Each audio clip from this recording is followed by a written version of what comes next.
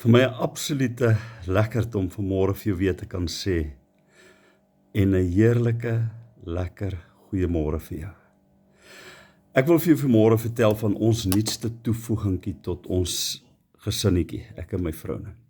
Ons het hierdie pragtige klein boelterreertjie, babietjie gekry.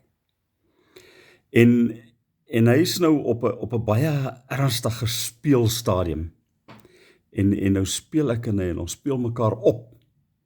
En dan sodra hy nou voel, ek maak hom bietjie seer of ek knou hom af, dan draai hy om, dan wil hy my hap, dan wil hy my byt, en dan moet ek hom nou mooi laat verstaan, luister hier so, hierdie is eintlik net 'n speelietjie.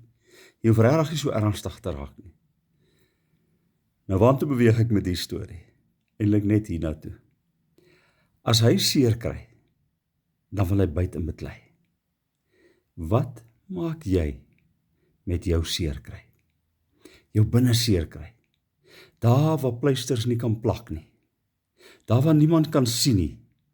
Hy pyn, daai hartseer, daai gevoel wat jy rondom jou mee saamdra. Dan kan ek vanmôre vir jou sê, ek weet dat emosionele pyn kan genees. Ek en jy moet net eers oor die punt kom, maar ons moet onsself deel, en dan met die oorsaak van die pyn, en dit dan vir God gee. Maar ek weet, daai emosionele pyn waarmee jy rondloop, kan deur die goddelike genade genees, as jy werk wil maak daarvan. Here, baie dankie, dat ons hoef nie met ons pyn en ons seer te loop nie. U deel met daai innerlike seer, daai plek waar niemand kan raak sien nie. En dankie dat ons dit vanmôre vir u kan gee en sê, Here, deel u mee. Help ons om u mee te deel.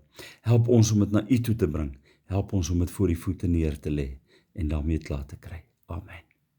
Jy moet 'n baie lekker dag hê. Bye bye.